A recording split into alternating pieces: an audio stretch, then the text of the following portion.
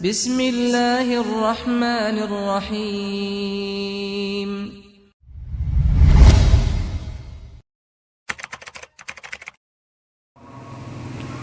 Alhamdulillah, alhamdulillahi bi ni'matihi tatimmus shalihat. Segala puji hanya bagi Allah yang dengan nikmat-nikmatnya tertunai segala amal-amal kebajikan. Salawat dan salam semoga tercurahkan selalu kepada junjungan kita Nabi Agung, Nabi besar Muhammad sallallahu alaihi wasallam, kepada keluarga dan para sahabat serta orang-orang yang senantiasa meniti jalannya sampai hari kiamat. Ma'asyiral muslimin wal muslimat, Bapak Ibu, saudara-saudari Masjid Jamaah Masjid Baitul Ma'mur yang dirahmati dan dimuliakan oleh Allah. Kita diciptakan oleh Allah Subhanahu wa taala dengan tujuan yang sama, yaitu untuk beribadah kepadanya. Maksud ini, tujuan ini Allah Subhanahu wa taala telah tegaskan di dalam Al-Qur'an. Di dalam surat Az-Zariyat ayat 56, Allah Subhanahu wa taala berfirman, "Wa ma khalaqtul jinna wal insa illa liya'budun." Tidaklah kucipta jin dan manusia kecuali dengan satu maksud dan satu tujuan, liya'budun, agar mereka beribadah kepadaku, agar mereka memurnikan ibadah itu hanya kepadaku, kata Allah Subhanahu wa taala. Allah Subhanahu wa taala tidak menciptakan kita untuk hal yang sia-sia atau hanya sekedar bermain-main. Tidak. Allah Subhanahu wa taala sangkal anggapan-anggapan seperti itu di dalam Al-Qur'an. Afa hasibatum annama khalaqnakum abatha wa annakum ilaina la turja'un. Apakah kalian menyangka, wahai manusia, bahwa kalian diciptakan untuk hal yang sia-sia dan bahwa kalian tidak akan kembali kepada kami? Tidak. Kalian dicipta bukan untuk hal yang sia-sia.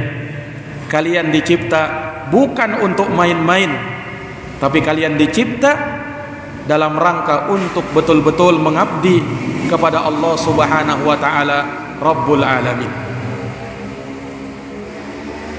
Makanya Allah Subhanahu wa taala menjadikan kita di muka bumi ini, dan Allah Subhanahu wa taala persilih gantikan kita, mulai dari manusia yang pertama, kemudian berganti masa, berganti pula orang-orangnya, sampai pada saat ini tujuan itu tidak berubah, maksud itu tidak berubah, agar kita menyembah hanya kepada Allah Subhanahu wa taala.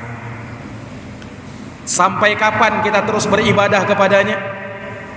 Sampai mati. Wa'bud rabbak hatta ya'tiyakal yaqin. Beribadah kamu kepada Rabb kamu sampai datang kepadamu yang pasti datang, yaitu al-maut, kematian.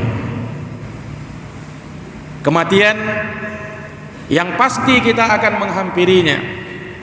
Kematian yang pasti kita akan mendapatkannya. Tak satupun yang bernyawa di muka bumi ini melainkan sudah Allah tetapkan ajalnya. Likulli ummatin ajal, fa idza jaa ajaluhum la yastakhiruna sa'atan wa la yastaqdimun. Setiap umat telah datang ajalnya dan telah ditetapkan ajalnya masing-masing. Maka apabila telah datang ajal mereka, mereka tak bisa mengakhirkannya barang sesaat pun, dan tak bisa pula mengedepankan ajal itu. Ini jamaah sekalian yang dirahmati oleh Allah.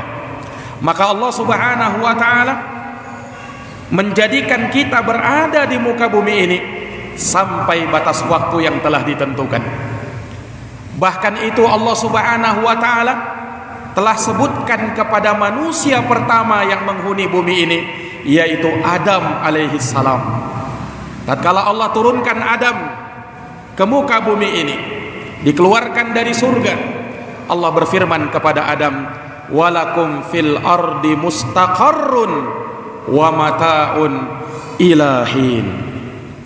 Dan bagimu wahai Adam ada tempat tinggal di bumi itu, wa mata'un, dan ada kenikmatan di dalamnya.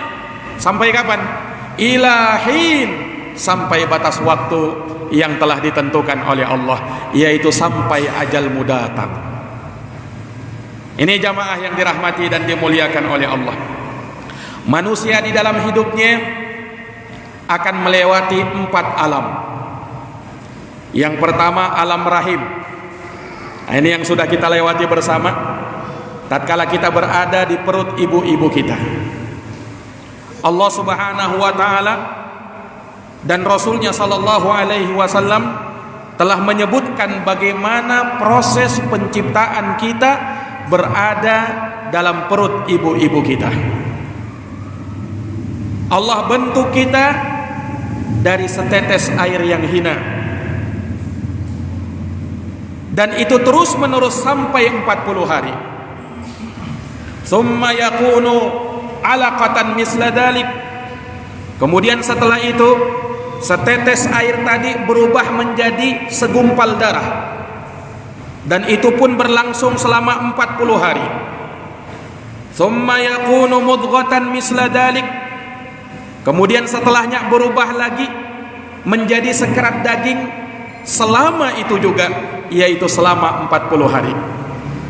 Maka genaplah kita berumur 120 hari, yaitu 4 bulan. Maka Allah Subhanahu wa taala utus kepadanya malaikat. Diutus malaikat Allah Subhanahu wa taala, fayanfukhu fihi ruh, lalu ditiupkan ruh padanya. Wa yu'maru bi arba'i kalimat, dan diperintahkan untuk menetapkan 4 hal. Bikadri rizkihi wa ajalihi wa amalihi wa syaqiyun am sa'idun. Disuruh ditetapkan ajalnya, rezekinya, amalnya, bahagia atau tidaknya dia. Sudah Allah tetapkan semenjak kita berada di dalam perut ibu kita. Kemudian terus berlangsung kehidupan itu sampai dia keluar, yang pada umumnya umur 9 bulan. Maka jadilah manusia itu hidup di alam yang kedua, alam dunia. Alam dunia, inilah yang kita sekarang berada di dalamnya. Dunia berasal dari kata dana yadanu. Dunia itu Pak, bahasa Arab asalnya, bukan bahasa Indonesia. Bahasa Arab dunia dari kata dana yadanu, yang artinya rendah dan akan hilang. Nah, itu dunia artinya dalam bahasa Arab. Makanya sesuai dengan namanya, yang namanya dunia rendah kalau dibandingkan dengan akhirat, dan yang namanya dunia akan hilang karena dunia ini sifatnya sementara. Dunia ini fana dan akan sirna semuanya. Jamaah yang dirahmati dan dimuliakan oleh Allah. Kemudian di dunia ini Allah berikan kepada kita umur. Umat Islam umurnya, kata Nabi sallallahu alaihi wasallam, a'maru ummati ma baina sittina wa sab'in. Umurnya umatku hanya di antara 60 sampai 70 tahun. Wa aqallu man yajuzu dzalik, dan sedikit, kata Nabi, yang melampaui itu. Makanya Nabi kita Muhammad sallallahu alaihi wasallam diberikan umur oleh Allah Subhanahu wa taala 63 tahun. Kemudian setelahnya dipanggil oleh Allah Subhanahu wa taala. Nah, itu kita tidak tahu ajal kita sampai mana. Allah Subhanahu wa taala rahasiakan. Tapi pastinya kita akan menemui ajal kita, dan pastinya kita semua akan mati. Kullu nafsin dha'iqatul maut. Setiap manusia, setiap jiwa pasti akan merasakan kematian. Hanya kita tidak tahu kapan itu. 3 rahasia kematian yang tidak ada yang tahu kecuali Allah Subhanahu wa taala. Kapan kita mati? Tidak ada yang tahu kecuali Allah. Di mana kita mati? Tidak ada yang tahu kecuali Allah. Bagaimana caranya kita mati? Tidak ada yang tahu kecuali Allah Subhanahu wa taala. Wa ma tadri nafsun madza taksibu qada wa ma tadri nafsun bi ayyi ardin tamut. Tak satu pun jiwa yang tahu apa yang akan dia lakukan hari esok, dan tak satu pun jiwa yang tahu di negeri mana dia akan meninggal. Allah Subhanahu wa taala merahasiakan hal tersebut. Allah Subhanahu wa taala mempunyai hikmah atas segala yang Allah tetapkan. Naam, setelah kita meninggal, maka kita akan masih melewati 2 alam setelahnya. Setelah alam dunia, alam barzakh, alam kubur, kemudian baru alam akhirat. Jamaah yang dirahmati dan dimuliakan oleh Allah, judul pengajian kita pada malam hari ini adalah pintu gerbang akhirat. Pintu gerbang akhirat itulah alam kubur, yang juga disebut dengan alam barzakh. Tahu alam barzakh itu apa artinya? Barzakh artinya pembatas, Pak. Maksudnya pembatas apa? Pembatas antara alam dunia dan alam akhirat. Makanya Nabi menyatakan bahwa alam kubur itu awwalu manzilin min manazilil akhirah. Dia tangga pertama dari tangga-tangga menuju negeri akhirat. Dia pintu gerbang menuju negeri akhirat. Tapi dialah yang menentukan bagaimana nasib kita nanti di akhirat. Jamaah yang dirahmati dan dimuliakan oleh Allah, tentang azab dan nikmat kubur Allah Subhanahu wa taala sebutkan dalam Quran dan dalam hadits-hadits yang sahih.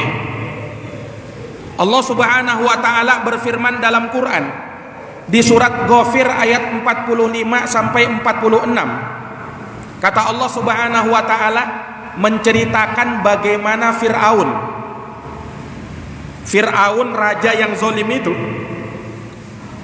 yang sudah dipastikan dia masuk ke dalam api neraka.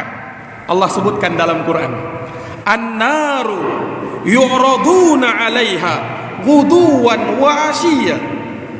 Neraka itu, kata Allah, diperhadapkan kepada mereka, kepada Fir'aun dengan bala tentaranya di pagi dan sore hari. Wa yauma taqumus sa'ah, dan pada hari tegaknya kiamat, maka dikatakan kepada Fir'aun dengan bala tentaranya, adkhilu ala fir'auna asyaddal adab. Masukkanlah Fir'aun dengan bala tentaranya ke dalam azab yang sangat pedih. Jamaah yang dirahmati oleh Allah, Imam Ibnu Katsir dalam tafsirnya menyebutkan bahwa azab sebelum tegaknya kiamat yang akan dirasakan oleh Fir'aun dengan bala tentaranya adalah azab kubur. Ini kata Imam Ibnu Katsir. Sebelum nanti tegaknya kiamat, mereka akan mendapatkan azab yang lebih pedih lagi daripada itu. Kemudian juga Allah Subhanahu wa taala menyebutkan dalam Quran terkait dengan azab kubur, surat Al-An'am ayat 93. Allah Subhanahu wa taala menyatakan, walau tara idzil zalimuna fi ghamaratil maut. Tidakkah kamu melihat, kata Allah, tatkala orang-orang zalim berada dalam tekanan-tekanan sakaratul maut, wal malaikatu basitu aidihim, kemudian para malaikat memukul dengan tangan-tangan mereka. Malaikat itu mengatakan, akhriju anfusakum, keluarlah nyawa-nyawa kalian, keluarkan jiwa-jiwa kalian. Al yauma tujzauna adzabal hun, pada hari ini, kata Allah, kalian akan diazab dengan azab yang menghinakan. Bima kuntum taqulun 'alallahi ghairal haq, karena sebab kalian dulu mengatakan atas nama Allah tanpa kebenaran. Wa kuntum an ayatihi tastakbirun, dan kalian itu adalah orang-orang yang sombong dengan ayat-ayat Allah Subhanahu wa taala. Ini ayat kata ulama tafsir menyebutkan tentang azab kubur. Makanya Imam Bukhari dalam kitab Sahihnya beliau membawakan ayat ini di atas babun majaa fi adabil qabri, bab keterangan-keterangan yang datang seputar azab kubur. Nah, Imam Bukhari bawakan ayat ini. Nah, ini jamaah sekalian yang dirahmati dan dimuliakan oleh Allah. Dan perhatikan bagaimana Allah Subhanahu wa taala juga menyebutkan tentang keutamaan orang yang mati syahid. Disebutkan dalam Quran di surat Al-Baqarah 154. Allah Subhanahu wa taala menyatakan, "Wala taqulu liman yuqtalu fi sabilillahi amwat bal ahya'un walakin la tash'urun." Kata Allah Subhanahu wa taala, dan jangan sekali-kali kau mengatakan bahwa orang yang terbunuh di jalan Allah itu, orang yang mati syahid di jalan Allah itu, mereka mati. Jangan kau katakan begitu. Bahkan mereka hidup, kata Allah, akan tetapi kalian tidak tahu, akan tetapi kalian tidak merasakannya. Maksudnya hidup apa ini? Kata ulama, mereka hidup di alam barzakh, mereka hidup di alam kubur mereka. Mereka tidak mati. Mereka dapat nikmat kubur sebelum nanti nikmat di akhirat, nikmat kekal abadi, nikmat di dalam surga. Ini jamaah sekalian yang dirahmati dan dimuliakan oleh Allah. Ini dalam ayat Quran, dan masih banyak lagi dalil-dalil dalam Quran yang menyebutkan tentang alam kubur itu. Dalam hadis-hadis yang menyebutkan tentang alam kubur bahkan mencapai derajat mutawatir, sangat banyak hadis-hadisnya. Di antaranya sabda Nabi sallallahu alaihi wasallam dalam hadis Anas bin Malik riwayat Imam Muslim. Kata Nabi sallallahu alaihi wasallam, "Laula an tadafanu la da'autullaha azza wa jal ayyusmi'akum an adabil qabri ma asma'ani." Kata Nabi sallallahu alaihi wasallam, andaikan kalian tidak saling menguburkan antara satu sama lain, niscaya aku akan berdoa kepada Allah supaya kalian mampu mendengar azab kubur seperti yang aku dengarkan, kata Nabi sallallahu alaihi wasallam. Nabi bisa mendengar azab kubur itu. Manusia dibuat tidak mampu mendengarkan azab kubur. Nah, kata Nabi, andaikan kalian tidak saling menguburkan antara sesama kalian, niscaya aku berdoa sama Allah, tapi kalian saling menguburkan. Aku khawatir kalian nanti takut. Makanya Allah Subhanahu wa taala jadikan siksa kubur itu hanya mampu didengarkan oleh bahaim, oleh hewan-hewan. Pernah disebutkan dalam hadis, Pak, ada seorang Yahudi datang ke rumah istri Nabi, Sayyidatuna Aisyah radhiyallahu anha. Kemudian dua orang wanita Yahudi ini menyebut tentang azab kubur. Aisyah mengingkarinya. Maka tatkala Nabi datang, Nabi sebutkan, Aisyah sebutkan kepada Nabi sallallahu alaihi wasallam, tadi ada wanita Yahudi ngomong tentang azab kubur, wahai Nabi. Aku pun mengingkarinya karena belum dapat ilmunya Aisyah radhiyallahu anha. Maka Nabi bersabda, "Shadaqata," yang dikatakan oleh wanita Yahudi itu benar. Innahum yu'adzabun. Sesungguhnya manusia kelak yang berdosa, yang kafir, mereka akan diazab dengan azaban tasma'uhul bahaim kulluha. Yang azab kubur itu didengarkan oleh semua binatang-binatang ternak seluruhnya, kata Nabi, kecuali manusia dan jin. Seandainya mereka mampu mendengarkan azab kubur, la sa'iq, niscaya mereka akan pingsan mendengarkan siksaan azab kubur itu, teriakan orang-orang yang tersiksa di alam kubur itu. Na'udzubillahi min dzalik. Para jamaah yang dirahmati dan dimuliakan oleh Allah Subhanahu wa taala. Dan ini dalil, dan masih banyak lagi dalil-dalil yang lain yang menunjukkan betapa pastinya dan betapa Allah Subhanahu wa taala dan Rasulnya sebutkan ayat-ayatnya, hadits-haditsnya. Naam, oleh karenanya pernah disebutkan dari sahabat Utsman bin Affan radhiyallahu an, khalifah yang ketiga setelah Abu Bakar dan Umar. Khalifah Utsman bin Affan radhiyallahu anhu pernah diriwayatkan, beliau itu kalau ziarah kubur beliau nangis, Pak. Bahkan nangisnya sampai membasahi jenggotnya. Betul-betul menangis itu. Nah, inilah yang harusnya seseorang itu semestinya kalau dia ziarah kubur, kita ziarah kubur itu untuk mengingat akhirat, Pak. Makanya tidak sepantasnya kalau orang ziarah kubur kemudian ketawa ketiwi di sana, atau ziarah kubur kemudian bicara bisnis di sana. Oh, bukan tempatnya itu. Di kuburan masih bicara bisnis. Kita ziarah kubur, kata Nabi apa? Kuntu nahaitukum an ziyaratil kubur. Dulu aku larang kalian dari ziarah kubur. Fal ana fazuruha. Tapi sekarang kata Nabi, ziarahilah kuburan itu. Kenapa? Fa innaha tudzakirukumul akhirah. Karena ziarah kubur akan mengingatkan kalian terhadap negeri akhirat. Nah, makanya kita ziarah kubur untuk mengingat negeri akhirat, Pak. Maka jamaah sekalian, ketika Utsman bin Affan radhiyallahu anhu beliau ziarah kubur, beliau nangis.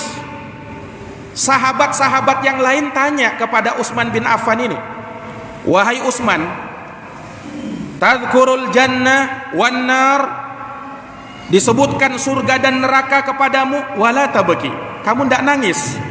Wa tabki min hada, tapi sekarang kamu ziarah kubur, ngingat kubur, kamu nangis. Kenapa begitu?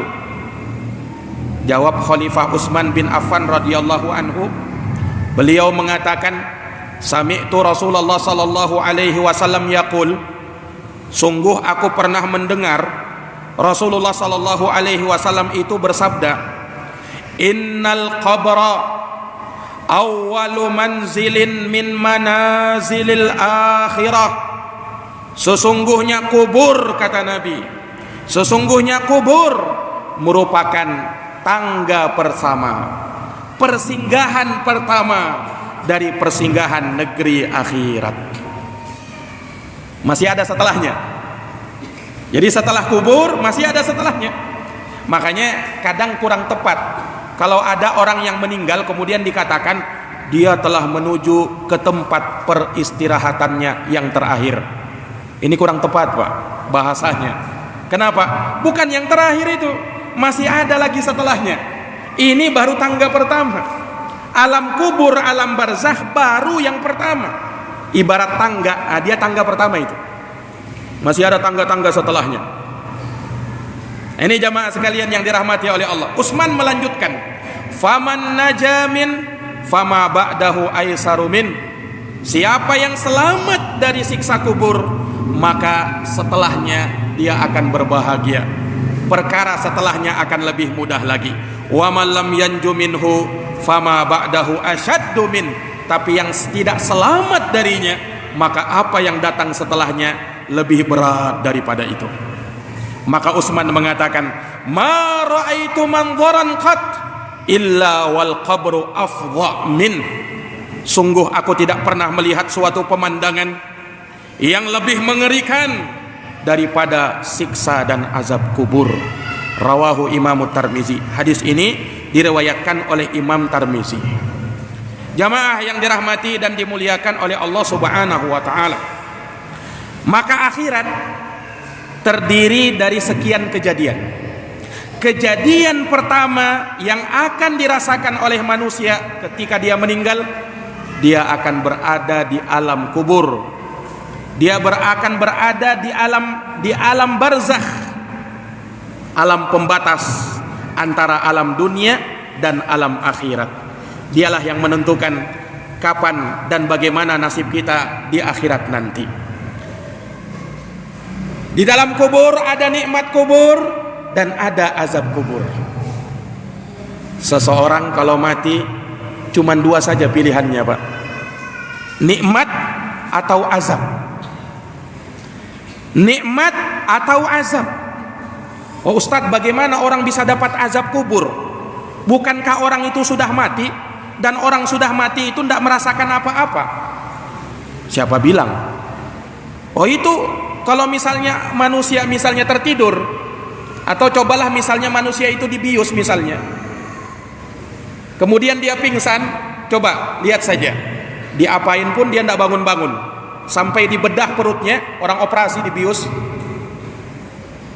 dia juga tidak merasakan. Nah orang mati kan begitu juga. Oh beda alamnya Pak.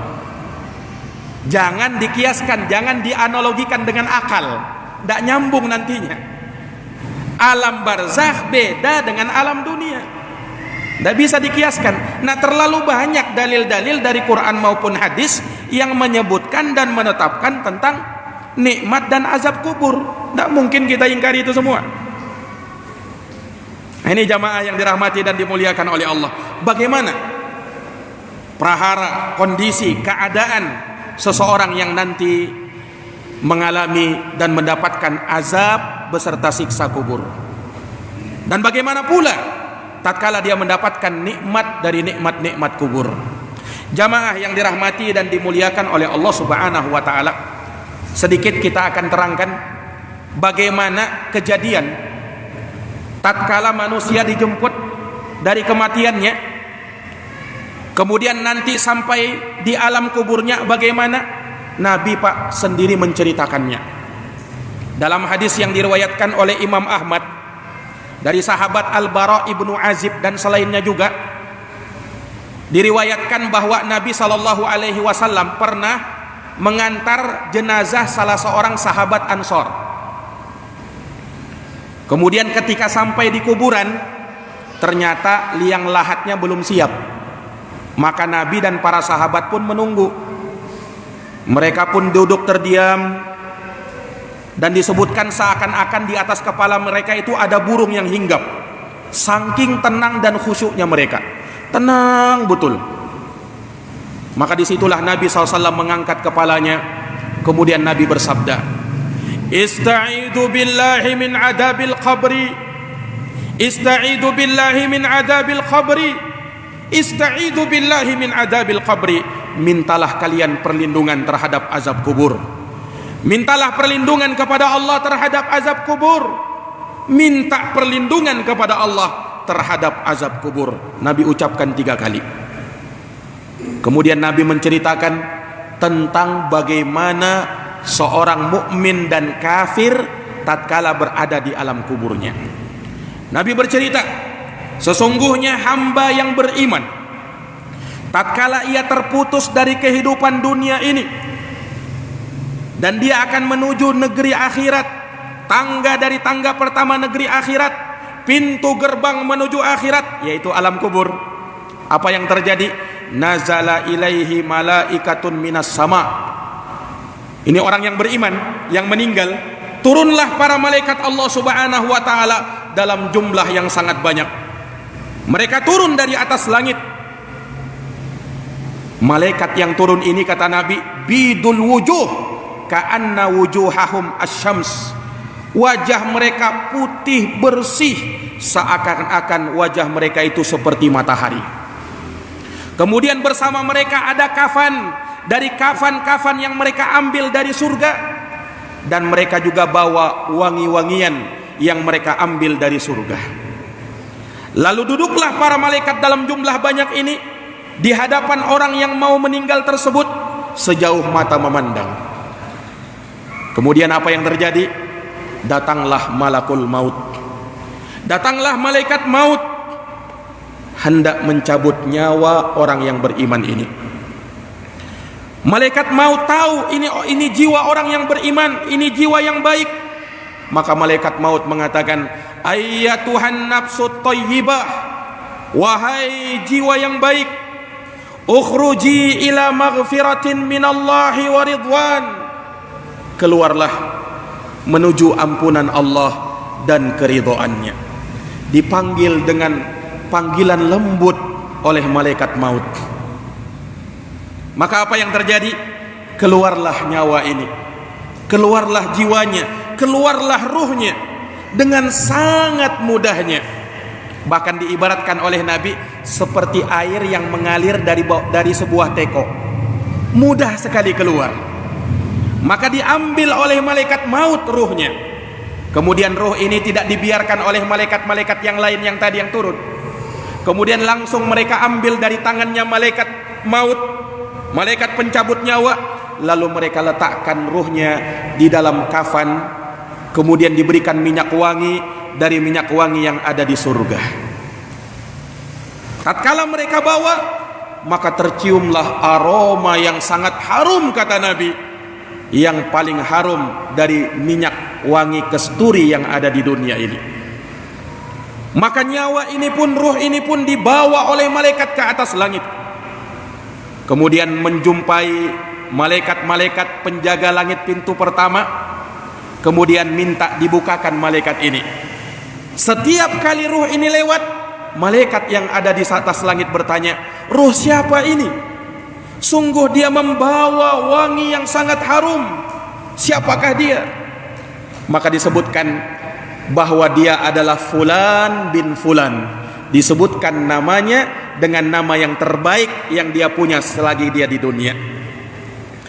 Maka malaikat ini minta dibukakan pintu langit, maka dibukalah pintu langit. Kemudian malaikat yang berada di langit pertama mengabarkan berita gembira di langit yang kedua. Malaikat penjaga pintu langit kedua pun tahu, minta dibukakan. Bertanyalah malaikat itu, siapa ruh ini? Sungguh dia membawa kebaikan, disebutkan dengan namanya yang terbaik. Langit ketiga juga demikian, langit keempat sampai langit ketujuh. Di langit yang ketujuh, Allah Subhanahu wa taala pun berfirman. Allah Subhanahu wa taala menetapkan dan memerintahkan para malaikat, uktubu kitab abdi fi illiyin, tulislah catatan amal hambaku ini di dalam kitab illiyin, ditulis di situ. Kemudian kata Allah, wa aiduhu ilal ard, kemudian kembalikanlah dia ke bumi. Fa inni minha khalaqatuhum, karena sesungguhnya aku darinya lah menciptakan mereka dari tanah. Wa fiha u'iduhum, dan kepadanya aku kembalikan. Wa minha ukhrijuhum taratan ukhra, dan darinya pula aku akan keluarkan mereka di kali yang lain di hari kebangkitan. Maka dikembalikanlah ruh tadi ke dalam jasadnya yang telah dikuburkan oleh manusia-manusia yang ada di bumi. Tatkala dikembalikan ruhnya, maka ruh ini, jamaah sekalian, mampu mendengarkan suara sendal orang-orang yang mengantarnya tatkala mereka pulang. Sungguh kata Nabi, dia mampu mendengarkan suara sandalnya itu. Tidak lama berselang, datanglah dua malaikat Allah Subhanahu wa taala, malaikat Munkar dan Nakir, fayujlisanihi, lalu keduanya mendudukkan orang tadi. Lalu keduanya malaikat itu bertanya dengan 4 pertanyaan. Man rabbuka, siapa Tuhanmu? Ini orang beriman, selama hidupnya dia rajin beramal soleh, maka dia menjawab, Rabbi Allah, Tuhanku adalah Allah. Malaikat tanya lagi, wa madinuk, apa agamamu? Dia pun menjawab, diniyal Islam, agamaku Islam. Kemudian ditanya lagi, siapa nabi yang diutus kepadamu? Maka dengan tidak ragu dia menjawab, wa nabiyyi Muhammadun sallallahu alaihi wasallam, nabiku adalah Muhammad sallallahu alaihi wasallam. Kemudian pertanyaan yang keempat, dalam satu riwayat disebutkan pertanyaan yang keempat, dalam riwayat lain cuma 3 pertanyaan ini saja. Dalam riwayat lain disebutkan pertanyaan yang keempat tentang ilmumu, apa kau ilmui? Maka dia menjawab, qara'tu kitab Allah, aku membaca kitab Allah, Al-Quran, aku benarkan dia dan aku percaya serta yakin dengannya. Maka mendengarkan jawaban orang ini, maka ada seruan dari atas langit, an sadaqa abdi, bahwa hambaku telah benar jawabannya. Kemudian dikatakan kepada dia, hamparkanlah untuknya permadani dari surga. Kemudian apa yang terjadi, jamaah sekalian? Maka bau surga itu tercium sampai kepadanya, diperlihatkan kepada dia keluarganya, diperlihatkan kepada dia nikmat yang dia akan dapatkan nanti ketika masuk surga. Dia bisa mencium aroma surga itu. Kemudian datang kepadanya seorang yang dia tidak kenal. Orang ini berwajah sangat bagus, pakaiannya bagus, wanginya sangat harum. Maka orang ini pun bertanya, siapakah kamu? Kamu telah membawa suatu kebaikan. Wajahmu sangat bagus dan sangat harum wangimu. Maka orang ini mengatakan, aku adalah amal solehmu dulu. Kau rajin beramal soleh, maka akulah amalmu itu. Maka dialah yang menemani kita sampai tegak kiamat. Maka orang ini pun mengatakan, ya Rabbi, aqimis shalah, aqimis sa'ah, tegakkanlah kiamat. Aku ingin kembali kepada keluargaku dan hartaku. Dia ingin cepat-cepat kembali dan masuk ke dalam surga Allah. Ini orang yang beriman, Pak. Bagaimana nasibnya orang kafir? Bagaimana nasibnya orang munafik? Bagaimana nasibnya orang pendosa? Allah Subhanahu wa taala sebutkan juga. Rasulullah sallallahu alaihi wasallam sebutkan, wa amma al-abdul kafir, adapun hamba yang kafir kepada Allah, tatkala ia akan meninggal dunia, apa yang terjadi? Tatkala dia akan meninggal dunia, turunlah para malaikat Allah Subhanahu wa taala dari atas langit. Kalau tadi malaikatnya putih bersih wajahnya bagaikan matahari, ini malaikat-malaikat yang bengis, malaikat-malaikat yang hitam wajahnya datang kepada dia. Malaikat ini membawa kafan yang hitam dan berbau, datang kepada orang kafir itu. Kemudian dia duduk sejauh mata memandang, menunggu kedatangan malakul maut, menunggu kedatangan malaikat pencabut nyawa. Datanglah malaikat pencabut nyawa. Kemudian nyawa ini, jiwa ini, karena dia jiwa yang buruk, maka malaikat itu pun memanggil dengan sepanggilan yang terburuk, ayyatuhan nafsul khabisah, wahai jiwa yang buruk, akhriji ila sakhatin minallah wa ghadab, keluarlah kamu menuju kemurkaan Allah dan azab serta kemarahannya. Maka jamaah sekalian yang dirahmati dan dimuliakan oleh Allah, maka dia pun keluar, nyawa itu pun keluar dari raganya dalam keadaan tercabik-cabik, dan malaikat menyemaut mencabutnya dengan keras. Maka keluarlah ia. Maka jamaah sekalian yang dirahmati oleh Allah, tatkala dia keluar, terciumlah aroma yang sangat busuk.